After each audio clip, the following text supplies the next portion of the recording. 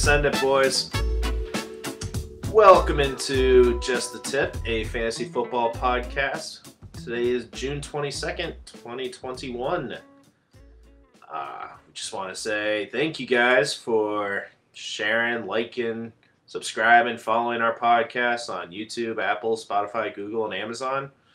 If you wouldn't mind, just keep on hitting the like button, keep on downloading the episode, share it with your friends, share it with your family. Just give them some nice tips from us and throw them on the grill. Hopefully you did for Father's Day. Ryan, what did you do for Father's Day, man? Happy belated one. Thanks, man. Actually, I just caught up on yard work, hung around the house. My wife let me sit for like a couple of hours and watch a movie. That was nice. And yeah, that was it. What movie? In the Heights. In the Heights. All right. Do you know what that is? I do not, no. Have you seen Hamilton with Lin-Manuel Miranda? On Disney, yeah. Yeah, so it's just his first Broadway show. They just made it into a movie. What? Oh my God. Come on, dude. It's so good. No. It's so good. No. I mean, you don't strike me as a musical guy, but what gave that away? I will check it out for you, though, just for you. Regan, do you have any idea what he's talking about? Not even a little bit. Oh, my God. Oh, sorry. God. We're too busy doing cool stuff.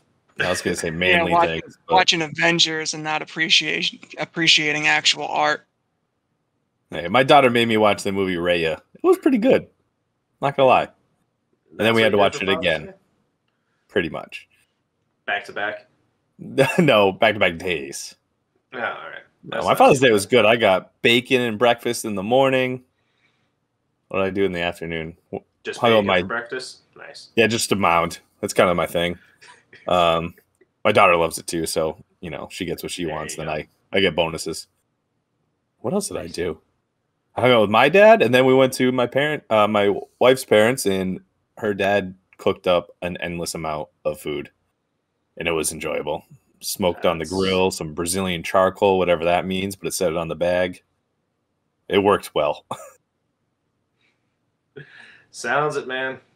I did just hanging out with some family the last weekend before they all went back home to Tennessee and Ohio and stuff. So it was a good time. That's awesome.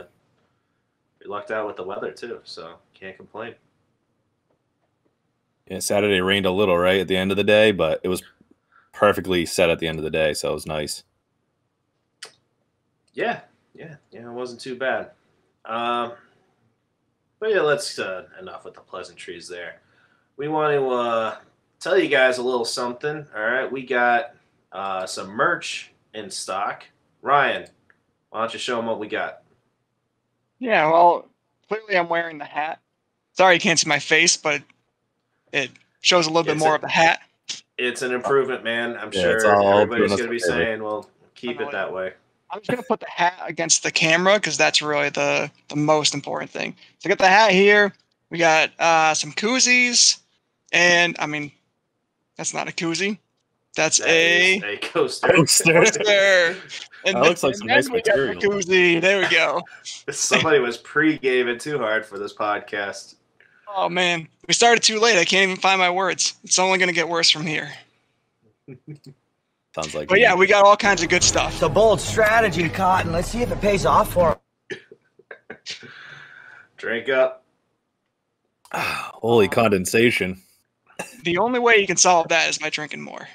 Exactly. Yeah, it's like it sounds better to you. Yeah, it's like when you're playing beer pong. You can't play sober. You gotta be warmed up. Yeah. That's when I start to do really bad. Sitting in a high chair, so that might be dangerous. Very true. All right, so you see the merch. If you want to win some of that merch and not buy it when it goes on sale, we are going to have a little contest for you in this episode. So keep on listening. Later on, we'll get to it in a little bit on instructions on how to win the hat, the koozie, and a coaster. Just in time for your 4th of July party. Sounds good, guys? Yeah, I want my own first. We're giving them away, guys.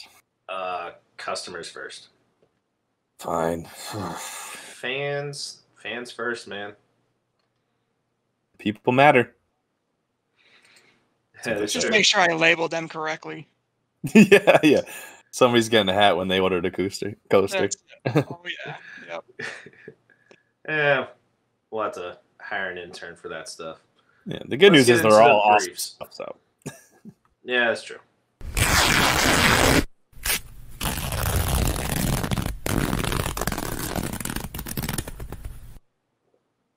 Ryan ripping open his Longer briefs than for us. usual? No. Oh, I felt like it. he was ripping off both sides. It was like one of those breakaway pants. Guess so. He struggled there. All right, so we don't have not a lot of news, but a little bit. So we got wide receiver Golden Tate. Somehow he's still in the league and still in the news. Gosh. His wish list is down to the Titans, the Colts, and the Rams. Do we care? Do we care? Should he just retire? I feel like that should be the case. I mean, we went over the Colts a little while ago. I mean, I guess he might help them out. Maybe. Yeah, I would agree. The Colts is probably the best fit there. Yeah. It's like how Chad Ochocinco helped out the Patriots. Exactly. Yes, they helped him sell jerseys. Right. So there's some value there. Okay. Yeah. Mm-hmm. Oh man. All right, next bit of news. We have some we have a lot of confidence coming out of Arizona. So first, James Conner says him and Chase Edmonds could be the best running back tandem in the NFL. And then on top of that, AJ Green says pairing with DeAndre Hopkins will be, quote, unbelievable, end quote. So there's a lot of smoke coming from Arizona. So what do you think, guys? Is this like the next greatest show on turf? There's so many mouths to feed. It's insane. And then when it comes to, Connor and Edmonds, fantasy value-wise, you never want there to be a two-headed monster. You want somebody who's getting all the work. So pushes me away from these guys a little bit more. Yeah, we'll see. I mean, we'll see in training camp. Right now, it's a bit too early. Everybody's confidence and flying high and excited to be on a new team. AJ Green did get a lot of targets last year, though, so we'll see. I feel like Edmonds and Connor are more like Siamese cats than they are two-headed monsters. Bad choice of words. Good call. They're kind of ugly. Not physically, just like their style. I don't know. More of like a cat dog from our '90s friends. Yeah, there you go. I like the confidence. So the biggest piece of news yesterday was that defensive end Carl Nassib, I'm sorry if I mispronounced his name there, for the Las Vegas Raiders. So he comes out as the first active openly gay player. Any thoughts about this? I think you got a lot of positive reactions back from everyone, and I saw that. So Michael Sam, who came out a couple years ago, gave him a great pat on the back, and he was really proud of him and happy about the word getting out there and making people feel more comfortable. So I think it's a great thing. Mac? I mean, I don't care. My teammates never cared when I told them I was gay. Just kidding. In case they're listening, they're like, "What?" They never knew. They're like, "Oh, they fooled us." Yeah, no, good for him. Yeah, honesty and freedom for him. So yeah, I watched the video. It shouldn't bother anybody else. I know. Sorry, Merriweather. I've heard him talk about it before when a lot of players were coming out after they retired and stuff, and a lot of them wouldn't put up with it. So yeah, can't be easy. Yeah, I mean, I watched the video that he posted. He seemed very genuine, very sincere. It was a big step for him. I think a big step for the community. And he was number one in jersey sales for Fanatics over the last day. Oh, so that's good too. No, that's great. And then the last bit of news. Well, I have one question. Yeah. You think he would take all our tips? Too soon. Oh, too Way soon. too soon. I don't even think too soon is the word. Just Inappropriate. yeah. Thank you. We'll edit that out later. Regan definitely. I don't know about us, man. No, not me. No, Yeah. Wait, yeah. what? So the last bit of news, coming out of the cricket world, England and Sri Lanka facing off tomorrow in the T20I match. So two big names, David Malan versus Kusal Mendes. Who you got, England or Sri Lanka? Mac? I hate you. Can you play that again for me? I know we keep stepping on it. All right, Jeez. you know what? Let's The Killing Me Oh, Smalls come on. would have been a great one to play here. all right. Ryan, tell us how you feel about this You're game, since killing me, apparently. Smalls. 230, 205, England over Sri Lanka. What does that mean? I don't know. Well, Wow. All I heard was God. that Hating last- on the cricket world, man. yeah. I tell you, it's not right. It's not We right. have- I'm sure they'll send us some hate mail. That's fine. Let's move on, shall we? please. Oh gosh. What are we doing today, Regan? I think you're gonna jump on some Washington football team. How you feeling about the NFC East? That is right. Episode 13 here. We are doing the NFC division breakdowns. We took a little break last week with our 5-point stance. If you haven't heard that episode, we each gave 5 tips in our 5-point stance to just keep in mind for during and beginning and after fantasy season. So check that episode out. And then this one, we're just going to get back into the division breakdowns and see what we discovered while researching these teams. Here on ESPN 8, The Ocho, bringing you the finest in seldom seen sports from around the globe since 1999. If it's almost a sport, we've got it here. Every time. Cricket was the perfect segue into that. This is the perfect one. I already used it. Get into Washington. All right, here's Washington. Mr. President, in 12 hours, I will destroy Washington, D.C. with this giant laser. All right, so Washington football team, their bye week is week 9. All right, so last year their record was 7-9, and that was good enough to be first in the division. This is how bad that division is for football-wise. Fantasy, actually really good fantasy value in this division. But is it too competitive or just a weak division? It's like the chicken or the egg. We don't know what came first. So, but let's see. Washington, you got your notables here. Ryan Fitzpatrick, their quarterback. Antonio Gibson, the running back, with J.D. McKissick, excuse me. Terry McLaurin and Curtis Samuel, and Diami Brown. He's a rookie that they drafted. Then you got Taylor Heineke. Keep that in mind, Ryan. Just in case, Nice. all right? I'll get to that later, why you should keep him in mind. All right? Not just for quarterback position, but for the receivers as well.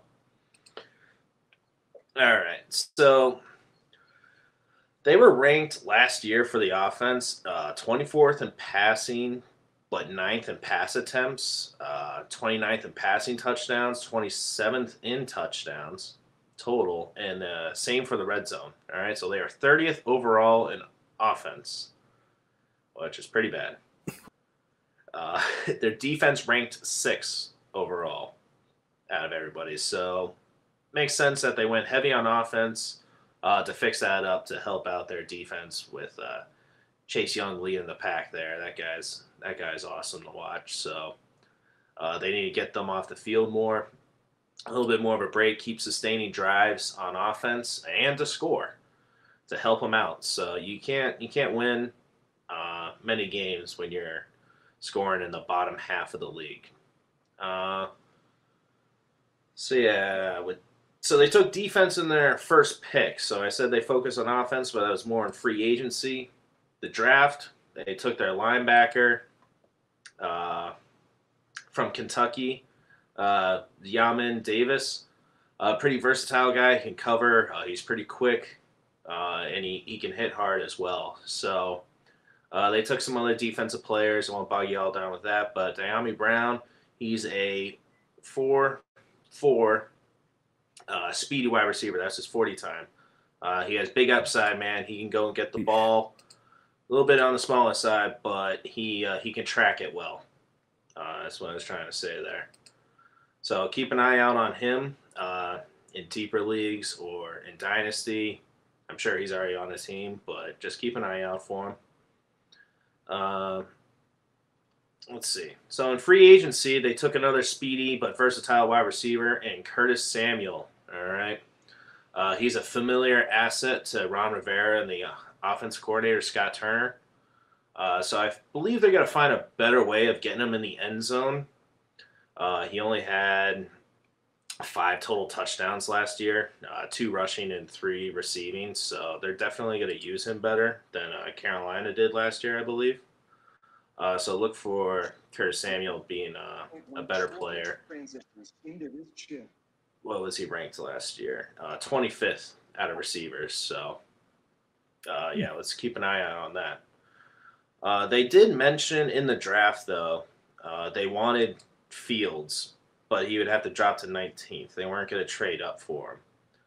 So they're taking the route of building the team first, kind of like Kansas City. Regan, do you like that? I know you're a big fan of Fields. Would you have traded up to get him? Easily. You're doing a rental for Fitzpatrick for a 1-year deal, I believe. And they obviously have something in their defense. Why wait? I don't know. It's just it's a bummer to see it. They were 7-9 first in their division. Look where they're at. They have a great chance of stepping it up with a quarterback. And they didn't do anything crazy in the draft, so I think that was kind of their shot. Yeah, I don't know. Interesting strategy. We'll see. So in free agency, they also signed Adam Humphries for the slot guy, but he'll be hurt before the season even starts, so don't even bother. Lamar Miller. That's so rude. I know it's rude, but truth hurts sometimes. I'll knock on wood for you, buddy. Even though you didn't want to come to New England, so I don't want to hear it. Yeah, seriously. So we got where was I? Lamar Miller too. They signed him off the Bears practice squad. Just another body, some depth at running back. And of course, the man that you all know, if you listen back to episode 2 of our podcast, we like to, for those that don't know, sometimes we like to use food analogies to describe our players. And I picked Ryan Fitzpatrick as my entree for meatloaf. So, Mr. Meatloaf. You know what? I will have some meatloaf. Let's have some meatloaf. You want some? I knew you'd come. Hey, Mom! The meatloaf! We want it now! The meatloaf! Okay, way too long. So, the reason I was saying that he was like meatloaf is because it's not about the meatloaf. It's about the sides that make the dish. So now he's surrounded by Antonio Brown, Curtis Samuel, and Terry McLaurin as well, who will be going into his 3rd year. Those are some really nice sides there. He might be the most talented young team he's been around, but we'll see. So I just think he's a good streamer to have. We'll get more into Fitzpatrick later. All right, Curtis Samuel. I want to highlight these 3 players. Curtis Samuel, he only had 3 reception touchdowns and 2 rushing. All right, so they'll line him up in the backfield. They'll line him up in the slot. They'll line him out wide. Very versatile. Look for him to be a top 20 wide receiver this season.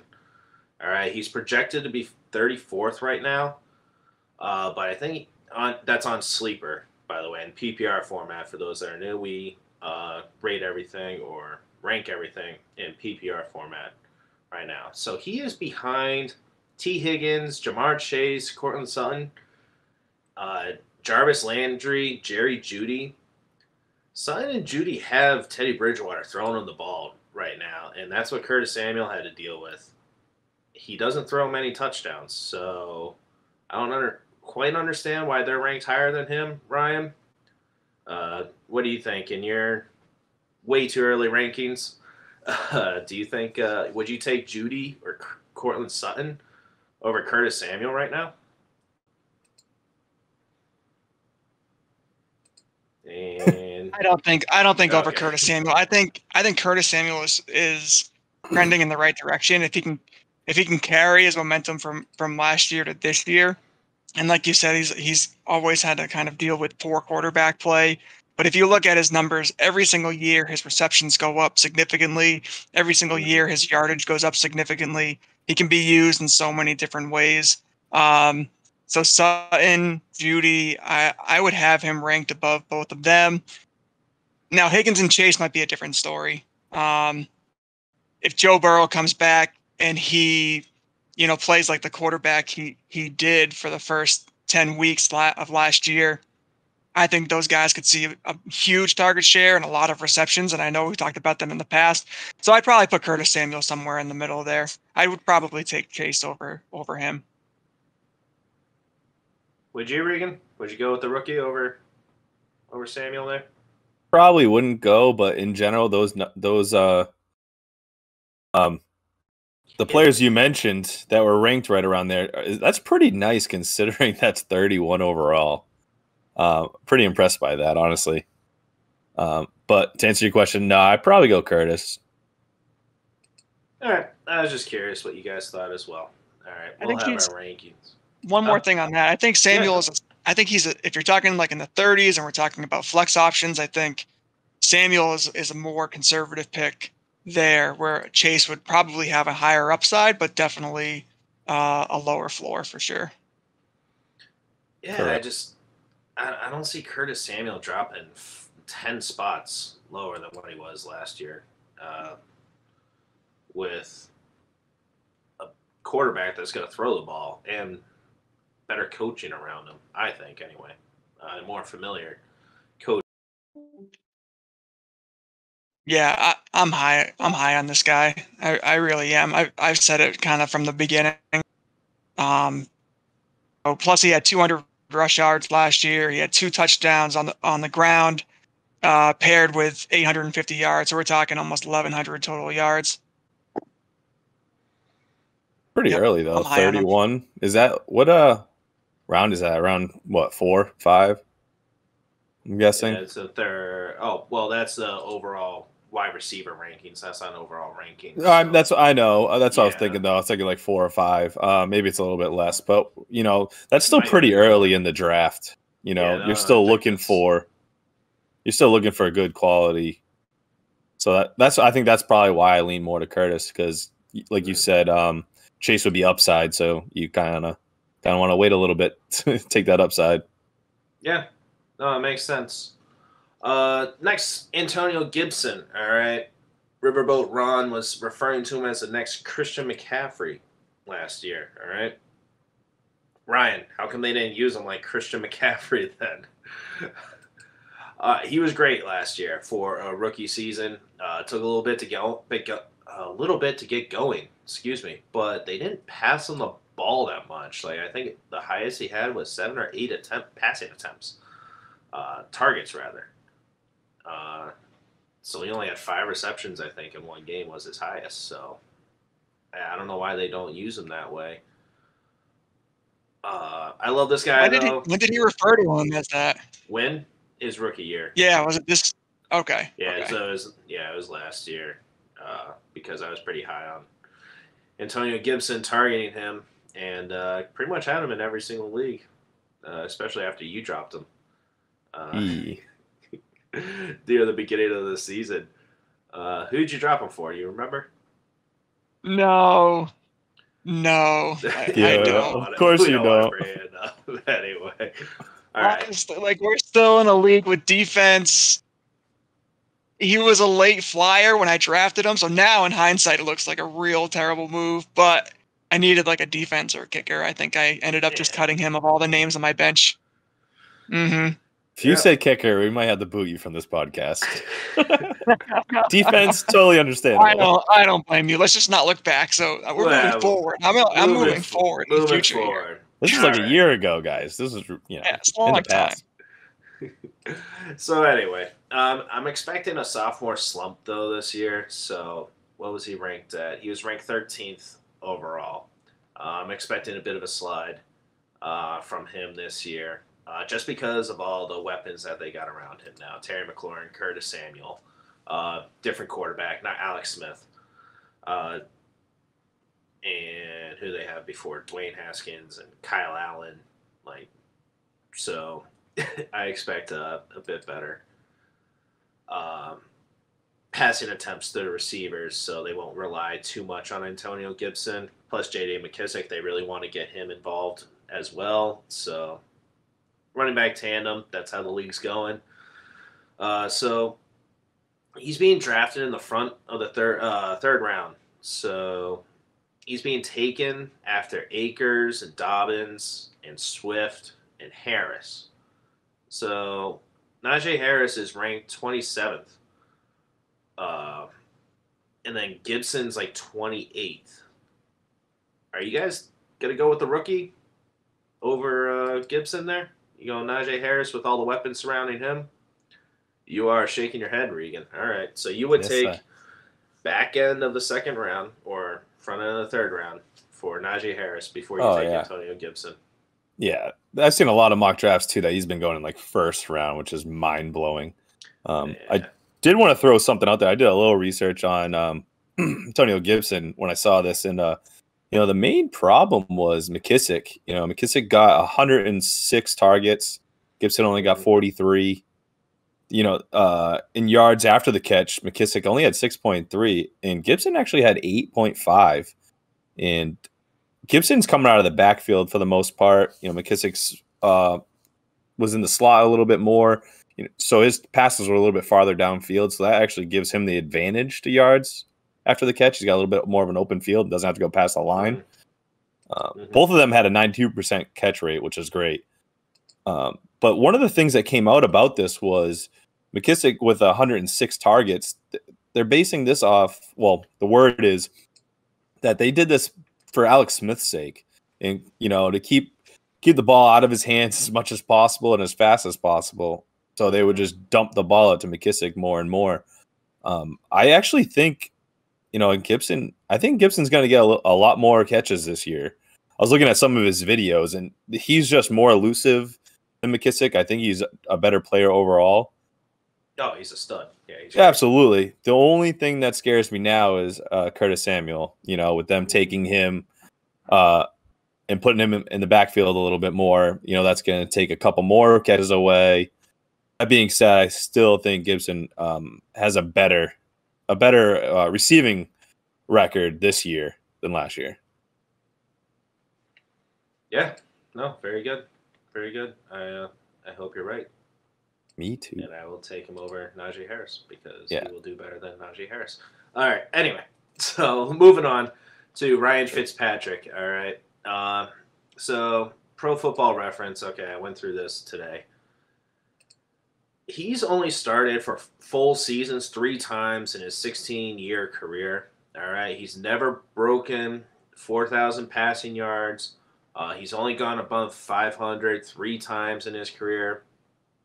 Once he went 2-1 as a starter in Tampa. So if you count that as going above 500, technically you're right. So the reason I'm getting excited about streaming him is that you could usually stack him with a receiver that you took pretty early. All right, so then when you stream Fitzpatrick, you stack the points. It's always nice doing that. So he was throwing like Devontae Parker, Mike Evans, Andre Johnson, if you remember him, and Stevie Johnson. Those were great players back in the day as well with him. So look for him to do that with McLaurin or Curtis Samuel as well. But the problem is it's going to be short-lived, all right? So it's like you took that meatloaf and microwaved it, so it's hot for a bit, but it cools down pretty quick as well. So that's what I'm saying. Look out for Taylor Heineke, man. He might take over. Just be wary as soon as they start going 500 and Ron Rivera is like, all right, no, we're going to go with the kid. They signed him to a 2-year deal with a bunch of incentives. In the playoffs, Heineke, he went against the Super Bowl champions, the Tampa Bay Buccaneers. They were going to become champions later on. And he played pretty well with a crappy offensive line, scrambling around against that great defense of the Bucs. Threw for over 300 yards and a touchdown, compared to Drew Brees, who only threw for 134 yards, and he went 1 touchdown and 3 picks. So Heineke's better than Drew Brees. Can you believe it? In the playoffs. Are we going to hold you to that? I mean, that's the beauty about stats. You could make it any way you want. Any way you want, right? That was a good game, though, to watch. That was a fun game. It was. You guys got anything to add to the Heineke hype I'm putting on? I'm not really. I'm being pretty sarcastic. I'm just saying Fitzpatrick, I don't think he's going to start the whole season. So be careful of your receivers.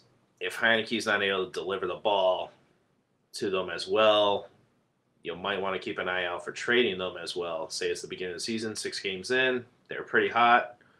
You're not sure, you don't have the trust in their backup QB, Kyle Allen or Heineke.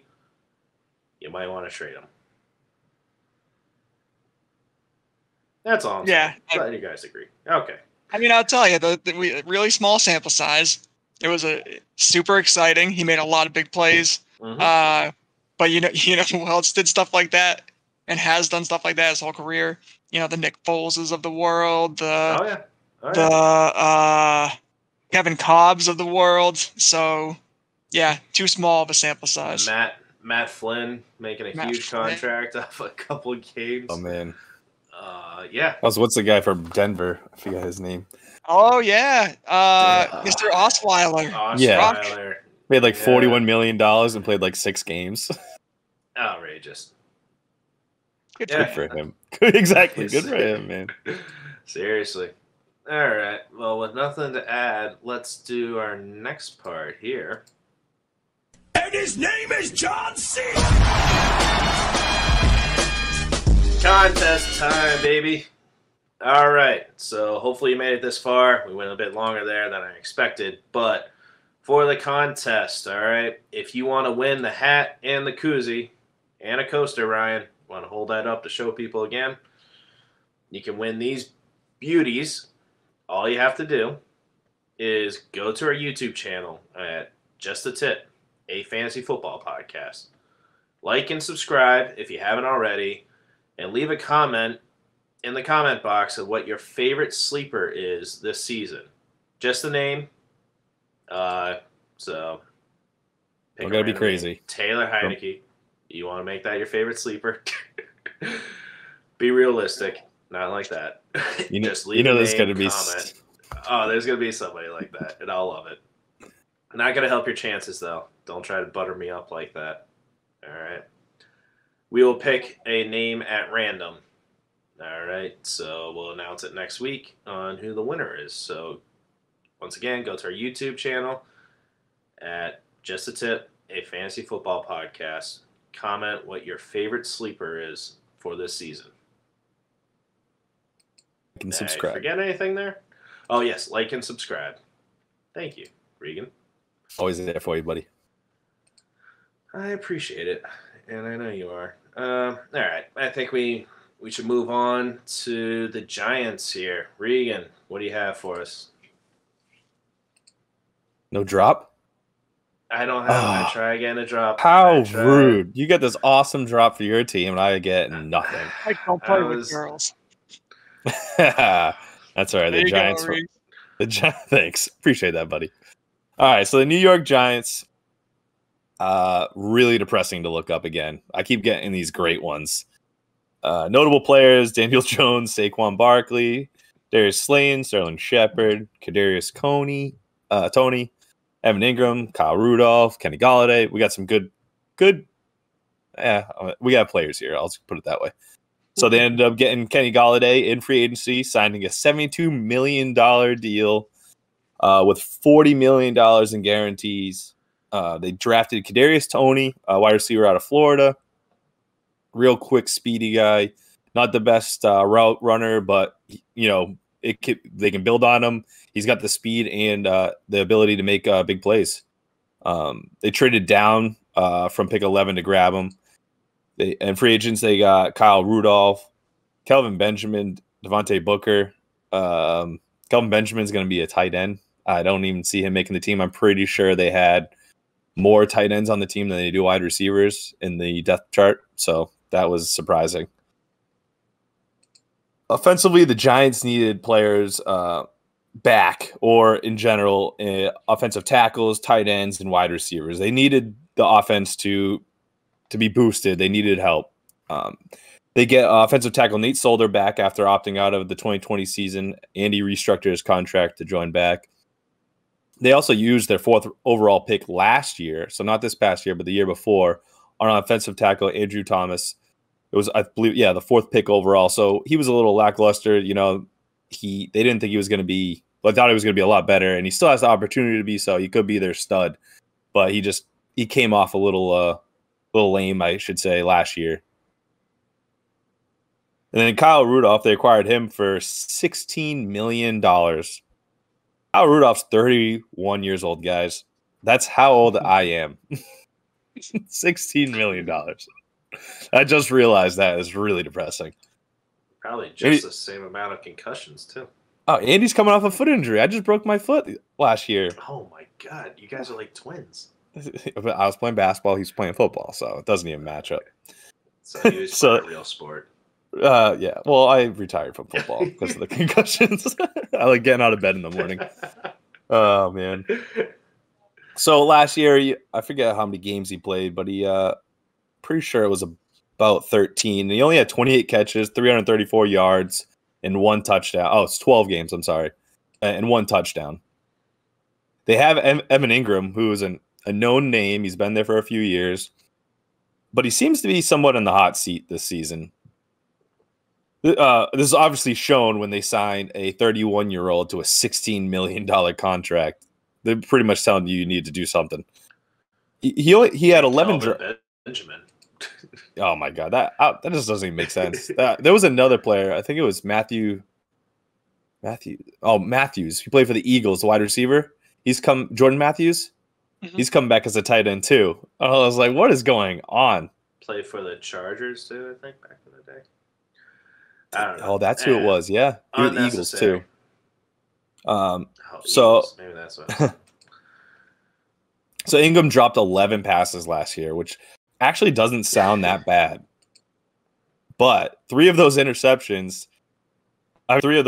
misses turned into interceptions. So the 10 interceptions thrown by Daniel Jones, 3 of them were off of Evan Ingram's hands. All these drop passes seem to happen in big moments. So I guess he just doesn't have the cojones, to be on the main stage. Ooh, shots fired. Yeah, that happened. He did have 63 catches last year, which is his best. I believe he actually got sent to the Pro Bowl. Well, only recorded 1 touchdown. So, yeah, I don't know. No fantasy value right there for me. And I think I wonder what their thought process is with Kyle Rudolph and who's really going to be the number 1. In the depth chart's Ingram right now, but we'll see in OTAs and practice. As for the wide receiver position, they have two good number 2 wide receivers in Sterling Shepard and Darius Slayton, as well as the addition of Kadarius Toney that they drafted.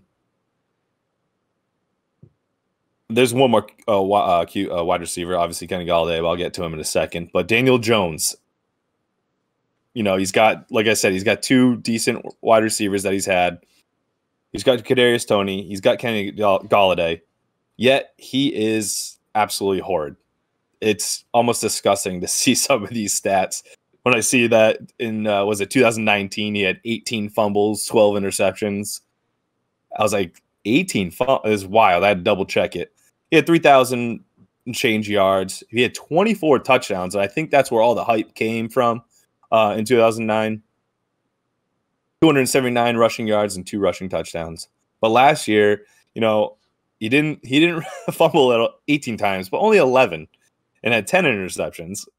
less than 3,000 yards, only 11 touchdowns, 432 rushing yards, including that great 80-yard rush that he tripped himself at like the 1-yard line last year. So that was great. And he only had 1 rushing touchdown. Needless to say, he's horrible. Yeah, perfect. That was probably meant for him. That being said, they did air get out there. This place after hearing all that. Oof. I honestly skipped him last night, guys. I woke up in a cold sweat saying I forgot Daniel Jones, and then I realized I forgot him for a reason. He's pretty forgettable. I was like, oh, geez.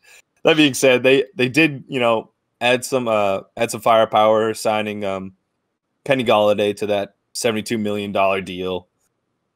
They needed something, and hopefully this can help Daniel Jones take it to the next level. I think it might be too late, and they're going to have to move on, but that's just me. Before last season, Kenny Golladay only played 5 games. He ended up leaving with a hip injury. Before that, the seasons before that, the 2 seasons before, back-to-back, he had 1,000-yard seasons, which is great. You can't ask for more than that, have more than 1,000 yards. He just, it really is tough when you're coming off like a hip injury. That really nags you through the season. Looking at Galladay's stats from 2019, so the year before season, he ranked number 7th in air yards with 907 yards, 27th in yards after the catch, 283, number 1 in deep targets, 37, and number 1 in total touchdowns with 11. I believe that's number 1. So that's not a bad person to add. If he can take the top off the defense and you have those 2 other stud wide receivers to actually do something, we're looking at something pretty nice here. I am shying away from Kenny G, though. This is tough. The numbers are great, especially with his air yards and deep targets, obviously. He's definitely an amazing player. But with all these mouths to feed, it's almost like this is why I'm shying away. You got Sterling Shepard, Darius Slayton, Kadarius Toney, Evan Ingram, Kyle Rudolph, and of course Saquon Barkley. You have all those mouths to feed. I can't see Kenny G, putting up that 1,000 yards that he's actually normally used to doing or averaging until his injury. Let's say I'm nervous. He's going in the 5th round, so that's a little steep for me.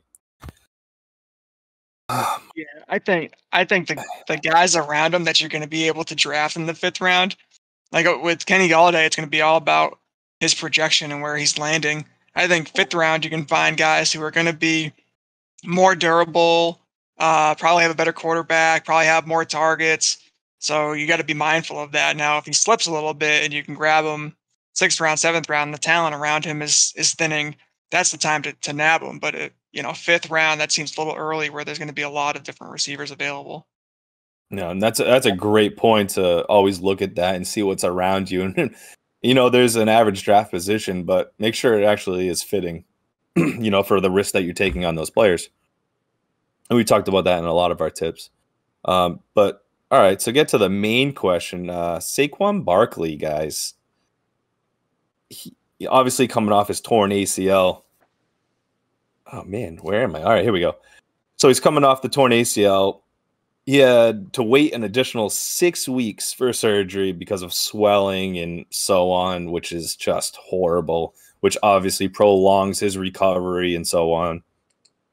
Barkley actually came out and said that he's unwilling to guarantee if he'll be ready for the Giants' regular season opener. I did get a note from CBS today, though. They said in a workout video he was seen cutting and catching at practice, which is a great sign. So that's amazing. Well, just something to add. Looking back at his 2019 season, he did fine, finishing with 1,000 rushing yards, 52 receptions, 8 total touchdowns. Not the best, but it's a respectable season, and that is great and all. But in 2018, he was phenomenal with 1,300 rushing yards, 91 receptions, 15 total touchdowns. That's other than the yards, it's double everything for the most part, which is that's why he was probably ranked number 1 in last year. I actually have to look that up, but I think it was around. I don't know what it was in 19. That's something I'll have to get back to you on. He only played 13 games in 2019, just keep that in mind. That's why he only got 1,000 yards. So he would have got a little bit more, but nothing compared to that 2018 season, especially with his receptions and touchdowns. There's no way he would have made that all up in 3 games.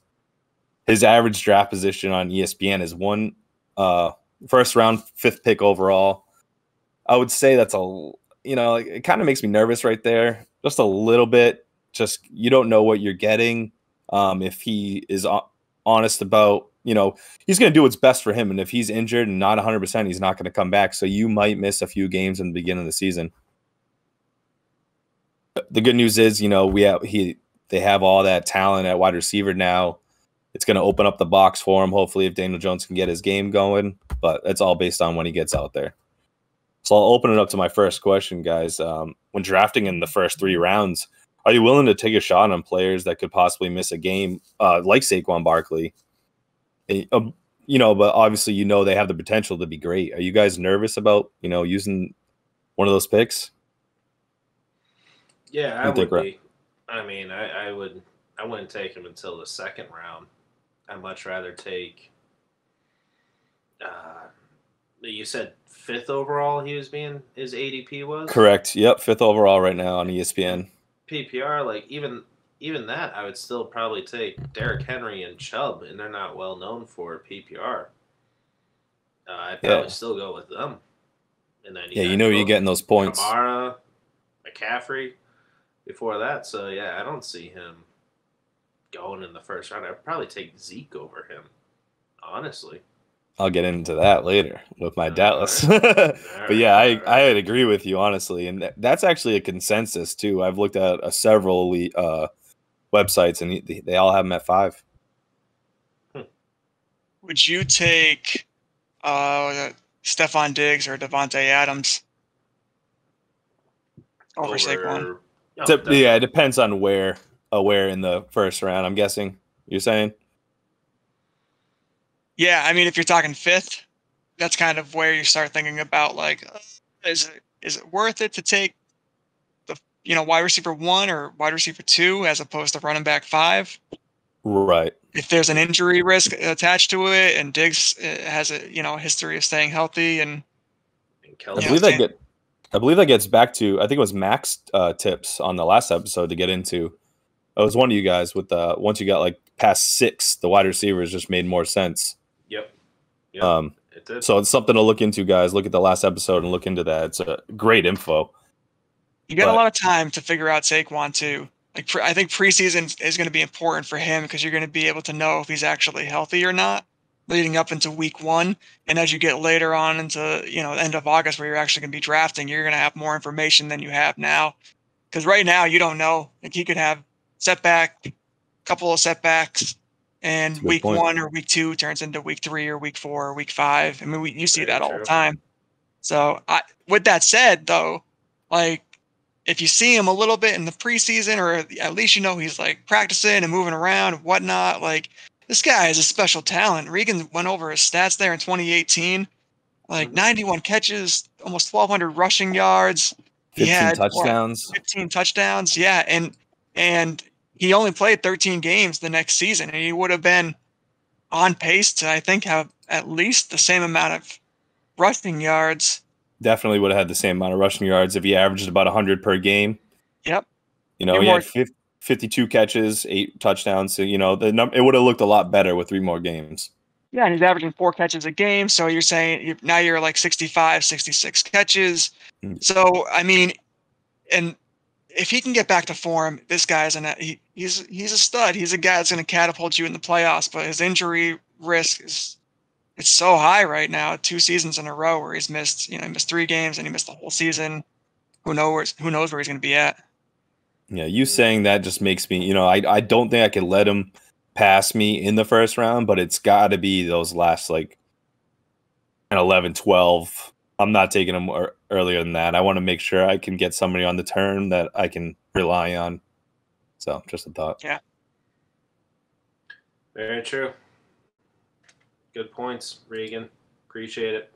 All right, we gotta move this along a bit.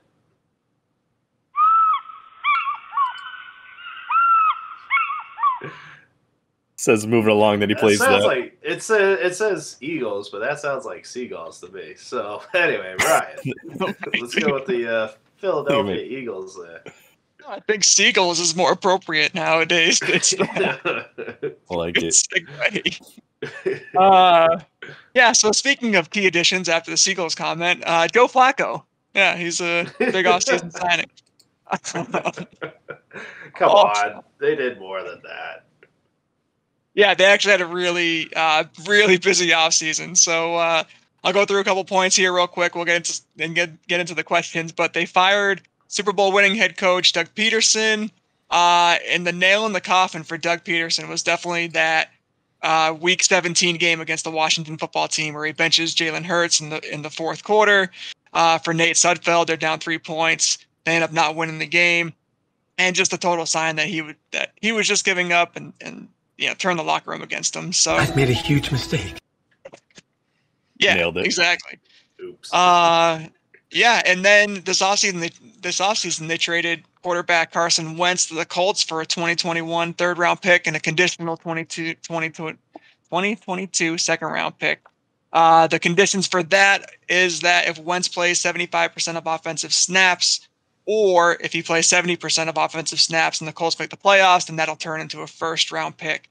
But this guy was supposed to be the franchise quarterback. He was supposed to be the guy for the next 10, 12 years. So huge step back for the franchise.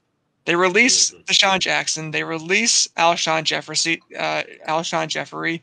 They do keep a couple of big names. Like they restructured the contract of Brandon Brooks, who is Pro Bowl guard. Center Jason Kelsey was considering retirement. He ends up staying. They signed Joe Flacco. They drafted Devontae Smith, and I'll get into that a little bit too. So, they certainly were busy. But I mean, the main thing about this team is, their picks over the last couple of years. Like they've really tried to address this wide receiver room, and they spent in 2019 they spent a second-round pick on J.J. Arcega-Whiteside. Yeah, and yay! I thought there was a little thing coming there from Mac. And then I didn't cue it up. It's all good. And then Jalen Reagor. A little note: he actually has been having a good camp. So yeah, everybody's having a good camp. Yeah, it's been like 2 days. Mac Jones is a Pro Bowler, Hall of Famer. But then he sucks the next day. But then he's a Hall of Famer the next day. Stop speaking evil on my Corkle. It's like putting your name on the test at school. You just get points for showing up type of thing. Yeah, exactly. I mean, James Conner and Chase Edmonds are the best running back tandem in pro football right now, according to training camp. So that is good. I'm glad to hear that he's, has something positive. I'm just saying he looked good catching the ball. Okay, continue. Jalen Reagor, first-round pick last year. So in 3 overall seasons between these two players, they have combined for 45 catches, 650 yards, and 2 touchdowns. A first-round pick and a second-round pick across 3 seasons. That is gross. So they're hoping that by bringing in Devontae Smith, who was their first-round pick this year, that he can far surpass those numbers in 1 year. Talking double the amount of catches, triple the amount of yards. We'll see what happens. Not very hard. Yeah, I don't know. So just a little bit of context here, guys. The next pick after Jalen Reagor last year, how about Justin Jefferson? How about 5 picks later, Brandon Ayuk? Let's go back to 2019, Arcega-Whiteside. Picked ahead of both DK Metcalf and Deontay Johnson. So it's not even like it'd be one thing. Brown too. Yeah. I might have that mixed up. It might be flipped, but yeah, it was close anyway. I mean, it would be one thing if you're trying to target a need and you're missing on these big names, right? Like if you need an offensive lineman, you shoot for an offensive lineman and Metcalf goes next. Okay, you can rationalize that. You are targeting that position and you are failing so bad that you're missing these superstar talents that are taken immediately after these guys who you're taking. I'm not sure. I know Roseman, as a GM, like he has, they've won 3 divisions in the last 4 years, or They've made 3 playoff appearances. They've won a Super Bowl. Like, he has all these accolades, but he has made some bad moves, and it's time for this team to start rebuilding. So I don't know. I'm going to get into the questions here because I know we're running slim on time. Just to get into the running backs a little bit, kind of a loaded running back room. Miles Sanders, Jordan Howard, Kenneth Gainwell, the 5th-round pick this year. Kerryon Johnson, a big name from a year or two ago. I don't think any of those guys are taken away from Miles Sanders. But, Mac, my question to you is that I know that when you have a running quarterback, you are wary of the running backs on those teams. So where do you see Miles Sanders valued as the best? Let's see. So mid 3rd round pick, I'd probably take a shot on him. But, I'm not excited about it. You're not going to get the PPR points, I don't think, with him. And last year he did better against the tough competition. Then easy matchups, you think he's going to do awesome, and he didn't at all. So, I don't know. I'm maybe late 3rd. I'd probably take him. Yeah, that's a tough one. It's kind of a comparison to last year, the year before with Lamar Jackson, maybe Mark Ingram, where they're going to have one diesel back just run it in, and that's not going to be Sanders. So, a little nervous about that. Yeah, I think Mac kind of hit the nail on the head. Like, you pick him, but then you're like, I don't love that pick. Like, once you put the sticker up on the board, if you're at a live draft, it's like, you might get made fun of walking back. You might. All right, you gonna take Chris Carson or him? I know you guys Chris don't Carson. like Chris Carson that much, so I'm just curious, trying to gauge where you're at. I'd have to look at the rankings again. I mean, yeah. I think just given the context and knowing Jalen Hurts is going to eat up 800-900, maybe even 1,000 yards this season on the ground, I think I would go Carson just to play it safe. If given the choice between those two guys. Now, if I had other options, I might take somebody else. But yeah, so yeah, not real high on him, but he certainly does have his value. And then Reeks, are you taking a flyer on Jalen Reagor this year? Do you think maybe he has a possibility of booming in year 2? So what I literally wrote in the doc is, as you can read, nope. I want to stay far away from this team. Honestly, I have Jalen Hurts in a keeper league, which I'm pretty pumped about, a 2 QB league that I'm going to keep. I think I got him like the 13th round or something. So I'm pumped about that. But that is about it. Jalen Reagor had 11 games last year, 31 receptions, 396 yards, and 2 touchdowns. There's no need for that on my team, especially if they're going to bring somebody in that they're going to try to possibly force feed. All set. That is all. I don't want to talk about this guy anymore. I mean, so I traded with Ryan to get Jalen Hurts. He's only 22. So besides him, I really don't see much value in anybody else. Like, you're not attracted to grab him. You're not targeting him at all. Maybe Devontae Smith for a PPR. Like, a little guy, we really haven't talked about him. Heisman winner and stuff. He's quick, he's shifty, great hands and stuff, but one big hit in the NFL, and is he going to hold up? Yeah, he got hit a lot in college. You got to give him some credit, but I agree. He looks like a toothpick compared to some of these. Well, it depends on how Jalen Hurts lays out his breadbasket shots. If he's laying them out there, you might get his head taken off. But did play with him for a little bit.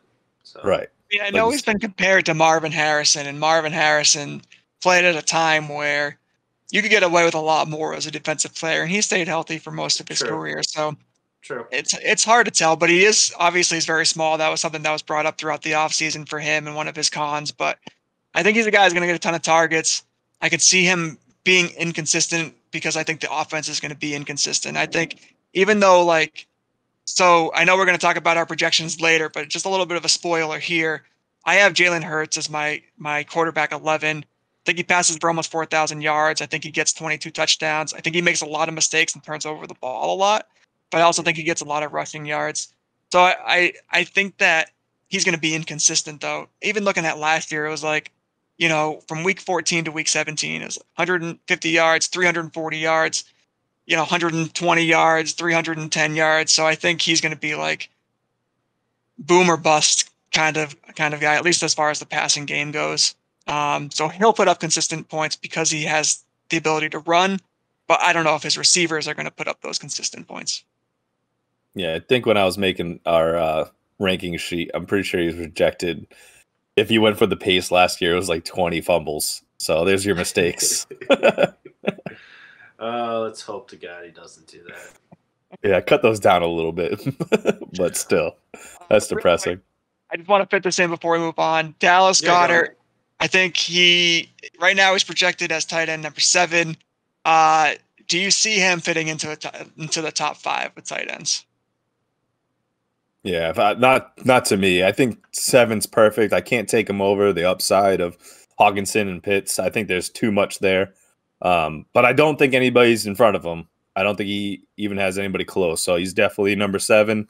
He might move up a little bit, but these guys just have so much value and so much upside that I couldn't take them draft wise. But I don't know if you're saying final rankings top 5. Maybe he gets 5. That'd be the best, I think. No, not in my top 5. Sorry. Yeah. Not in my I think he'll be at my 7. I think Reeves is right. I think Reeves is kind of spot on here. I think ceiling's probably top 5. I mean, barring Kittle has an injury trend. He hasn't been able to land in the top 5 because he's been hurt for the last couple of years. I don't know that for sure. Kittle will be out again, so. And then we can make a bet on it. He will make the top 5. Yeah, I'll shave my beard if he makes the top 5. I don't want to see that. I'll let you shave it. Also, don't want to see that. I'll grow a beard if he doesn't make the top 5. All right, there we go. A safe bet. But Mark Andrews is in a similar situation. I could see him passing Andrews because Lamar Jackson, Jalen Hurts, who knows who's going to be more effective in the passing game, and then Kittle's injury history. Or Kelsey's like 32, 33 years old now, so who knows if he's going to be able to kind of stay healthy the whole season. So we'll see. Don't you dare say that. I know. And Zach Ertz might get traded. We got to keep an eye on that too. That's what my mindset was. Mm-hmm. He's pretty old. He's pretty slow. If you saw him play last year, I wouldn't do anything with Ertz, no matter where he lands. I'm all set with him. Anything else, Ryan? All right. No, that's it. That's all I got. Yeehaw! Yeah, we got the Cowboys there. All right. All right. Let's go. Let's keep these people entertained. Let's run through this one. I got a lot on this one, but we'll try to make it quick. This might be the most interesting team just because of all the fantasy output from it. So the Dallas Cowboys went 6-7 last year, 3rd in the division. Notables, obviously, Zeke, Dak, Amari Cooper, Gallup, CeeDee Lamb. Key additions, really, it was mostly of a defensive moves from Dallas. Took six defensive players with their first 6 picks in the draft. 8 out of the 11, all defensive players out of the draft. Two notables from the defense were Michael Parsons, linebacker from Penn State, and the defensive back from Kentucky, Calvin Johnson. Other than that, there not much to even talk about. According the big thing is, according to Pro Football Focus, the Cowboys' offensive line finished 27th last year, which is downright disgusting. They went into the season ranked 4th. And with injuries and then Dak getting injured and so on, the whole line, it's just 27 is really bad, especially for what they're usually known for. Going into this year, they're ranked 6th. So a little bit of a downgrade, but they're still up there. So there's a lot of praise for them still. They're going to get, tackle Tyron Smith, obviously old, but last year he was a little banged up, only played 154 snaps last year. He just had a bad season. Obviously, they're probably trying to save him too with Prescott getting hurt. You don't want that older guy getting out there wasting his good mileage. Right tackle, Leo Collins coming back from hip surgery. Right guard Zach Martin, calf injury last year. He was going to come back for the playoffs. Biggest question is center. Now, with Travis Fredericks retiring the other a couple years ago last year, they had to experiment with Joe Looney and Tyler Bidge. I don't even know how to pronounce that name. But anyways, they both ranked 34 and 33 out of the 37 qualifying centers. So 33 and 34, not good. It was their first year. They weren't with the starting QB for the most of the year. They got to get used to the calls and stuff like that. So I see some upside. They have some great guys around them with the veteran line. They'll show them the ropes. I think I'm not too worried about that. I think they are going to finish, be a top 10 line again this year. And this all makes sense, for Zeke Elliott's poor, or at least lackluster 2020 season. I know he lost Dak. Obviously, that affects him too, but he was still out there every single game. It just was crappy. Zeke still finished 5th in carries with 244, 4th in targets at 73, 8th in receptions with 52, and 10th in yards with 979. So he still had a decent year. He finished 19th in touchdowns with only 8, and I think that's where a lot of his fantasy dropped.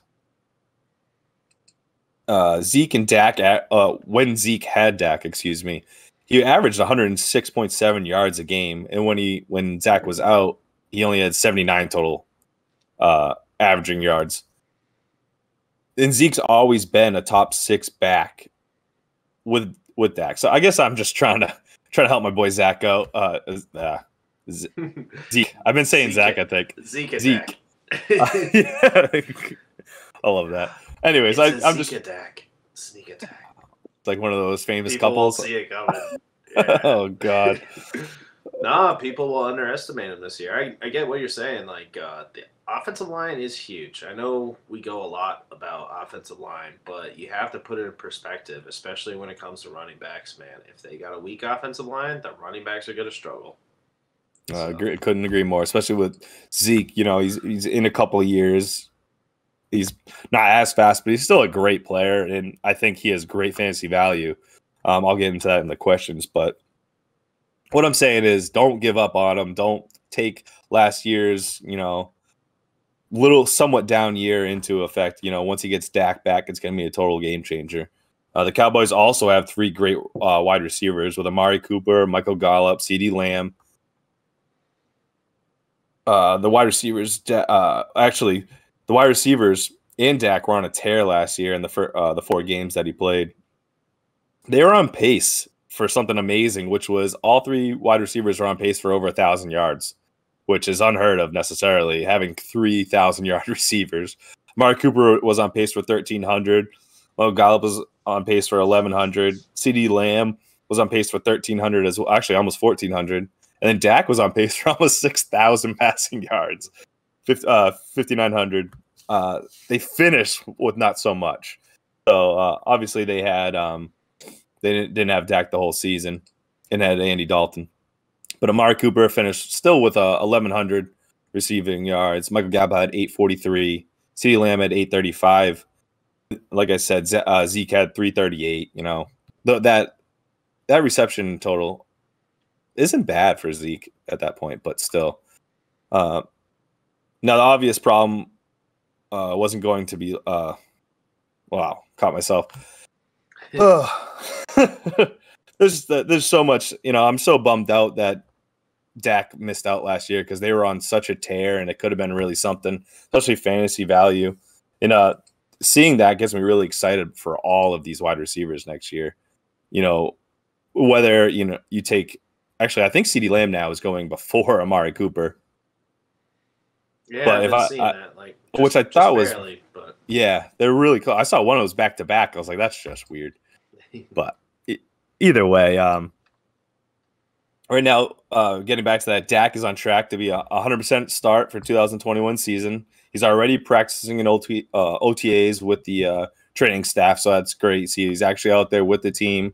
I don't think he's doing obviously no full contact, and I bet you he's probably not even doing skelly drills, meaning like no linemen. But he's out there throwing around, probably moving, just getting it all loosened back up. Like I said, he was on pace for great numbers last year. 5,900 yards, 29 passing yards, 300 rushing yards, 9 touchdowns. He was coming off actually his greatest season the year before with 4,900 yards, 30 passing touchdowns, 277 rushing yards, and 3 rushing touchdowns. So I'll bring it to that first question: is he's ADP is 4th overall? Are you guys on board with him going 4th overall, ADP wise, a QB? 4th quarterback. I'm sorry, yeah, not ADP. Yeah. 4th ranking wise. Are you nervous about the injury? Or are you guys ready to jump right in with him at practice already and participating somewhat in OTAs? Ryan, Yeah, I think I certainly have him in the top 10. Obviously, Dak, if he's on track, if he can do what he did last year and stay on track, that would be remarkable. I don't see that being the case. I think they try, at least early on in the season, you try to get Zeke the ball. You try to get the ball out of Dak's hands. Like, obviously, that knee, it's going to take him time to get comfortable. It's going to take him time to move around. I think early in the season, it's going to be a matter of getting the ball out of his hands quickly, getting the ball to Zeke, and trying to slow up the game a little bit. I think last year they got caught in a lot of shootouts. I don't know if that was the best for the team, especially with a weak defense. I think you pound the ball, you try to run the clock a little bit, you keep the games close, you keep your defense off the field. I think that's going to be their approach, at least early in the season. No, great call too. And then, like I said about the line, the centers, they're really going to have to get readjusted to Dak and figure out who's going to be that starting center. So you're right; they're probably going to start running the ball quick, get the ball out of Dak's hands quick, so on. So it was a great call.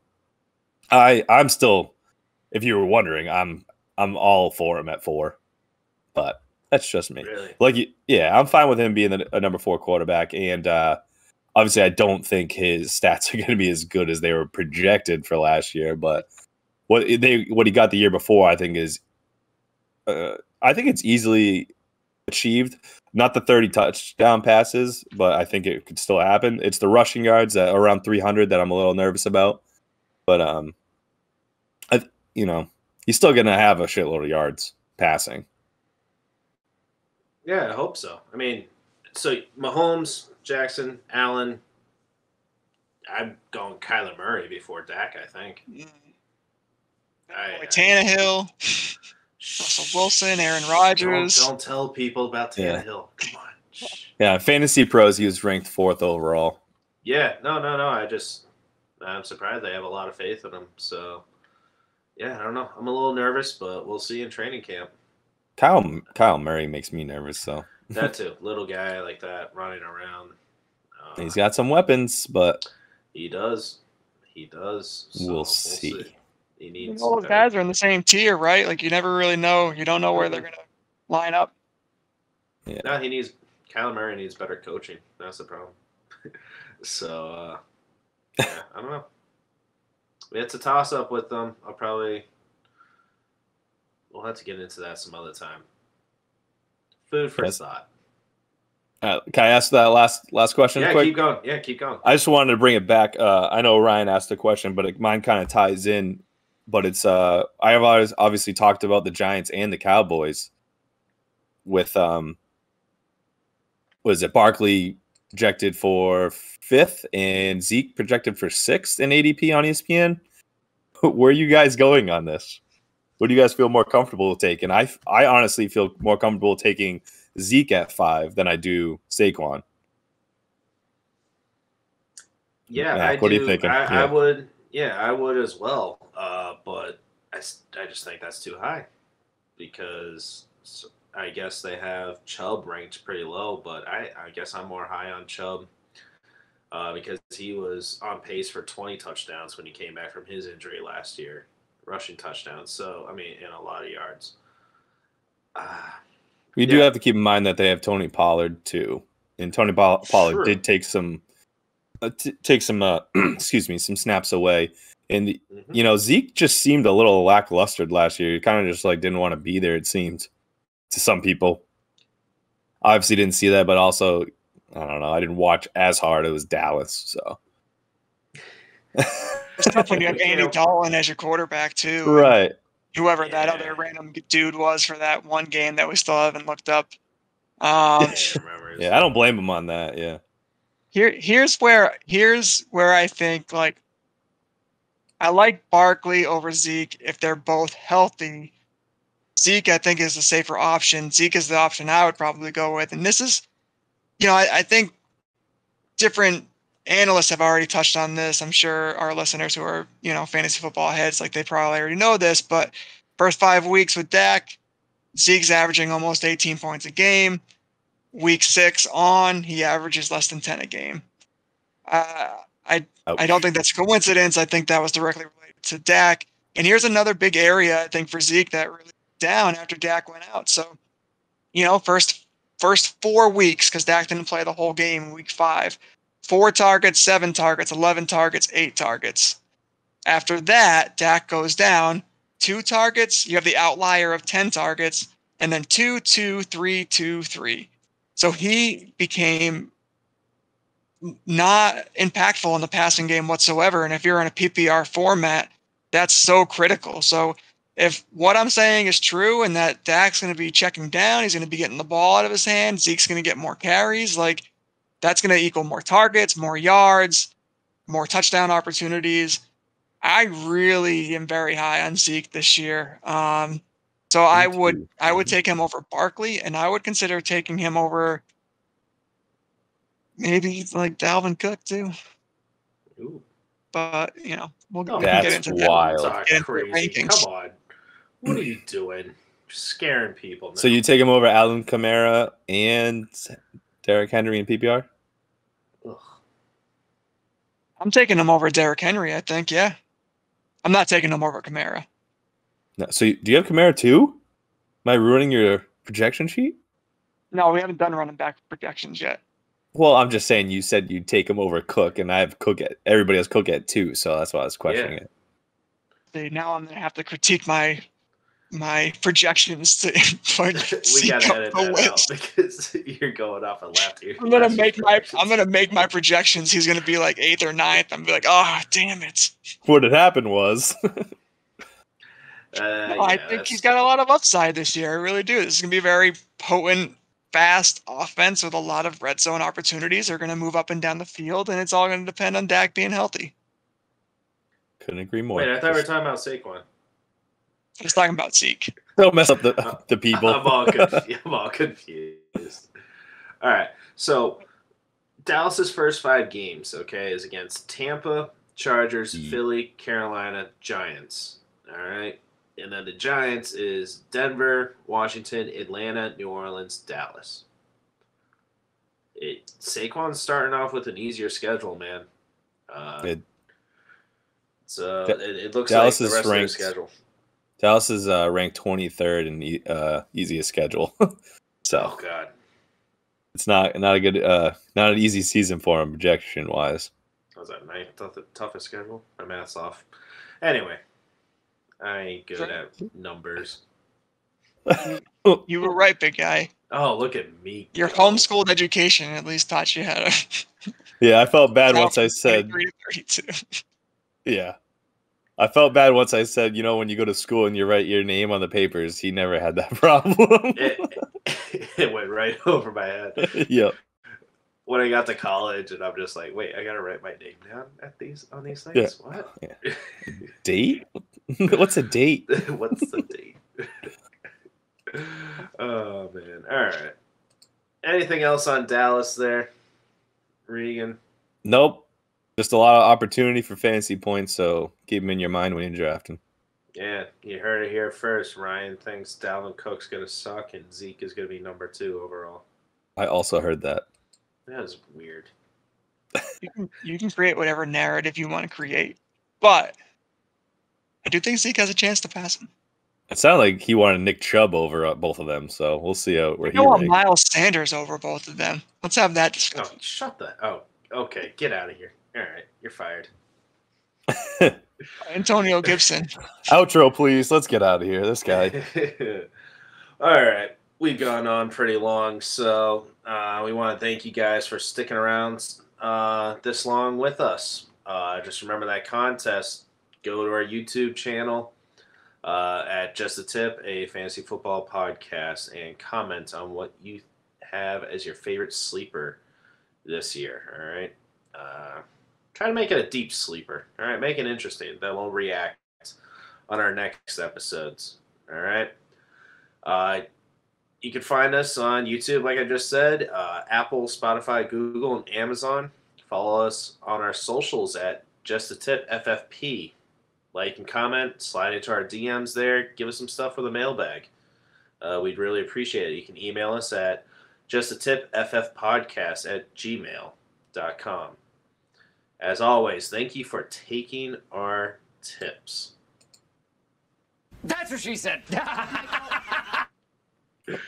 You guys got anything for the leftovers real quick? Ryan, you want to go first? You got any leftovers? Usain Bolt had twins yesterday. Their names. Ready for this? Thunder and lightning. Oh, hang on. Saint Storm and Saint Cloud. No. So Thunder is it really? one of them. Thunderbolt. No. Yep. And that was the big one. The other one's like Saint something. I lost the page, but that poor kid. He had such opportunity for a dope name and he ruined it. Saint Leo and Thunderbolt. Saint Leo. I hope what would really suck if the other one's the fast one. Thunder. Yeah. I love it. That's what would happen to me. Well, my leftover is just, what's up with haircuts nowadays and after the pandemic? I can't get a slot at the barber. First off, he has nobody in this rental chairs, so he rents out extra seats. He was like, all right, I called today. He's like, I got a spot at 4 o'clock on Friday or 4 o'clock on Saturday. I was like, that's it? He's like, yeah, that's all I got. Great. Work till 5. This should work out awesome. Well, you got to call out of work. Oh, I'm just going to have to go in early and leave early. Hopefully. Hopefully my boss isn't watching. Yeah. It's all right. It's better than other stuff I've heard you do while you're on the clock. Your dad's told me stories. Is this going to be a crazy outro? Get out of here. What are you talking about? What crazy outro? Oh, something about tips and parents, and I'm all set. You don't have any hair, dude. That's because I get haircuts for like 3 months. Oh, yeah. Well, that actually brought me to my second question is how many times do you guys get a haircut? Because when I was younger, I used to get a haircut like every week. Every 6 weeks for me. Every 6 weeks? When I was a kid, I do like every 2 to 3 weeks, and now you can't do it. It's like it's about 6 weeks, yeah. Yeah, I have a kid and a house now, and before it was just me working, so I had the extra money, and now I can wait 3 weeks. We've definitely lost our audience by now, so. But they know to call ahead to get haircuts. Just saying. That's true. That's true. You're welcome. Hey, if there's anybody out there that wants to sponsor us and give us haircuts, we'd appreciate it. I'll give you a call out. That'd be great. Your mom 2-1 fade, ladies and gentlemen. Interrupted me. But yeah, I let my hair grow out 6 weeks. That's not 6 weeks. 3, 4. What's your leftover, Mac? Yeah, keep talking so you can't bring up your mom. Nothing. I'm just saying. I grow out my hair because Ryan's mom likes to pull it. That's all. Good night, everybody. Pull the hat down, Ryan. Get out of here. You guys are too much. Well, Dak, here's the deal. I'm the best there is, plain and simple. I mean, I wake up in the morning, I piss excellence.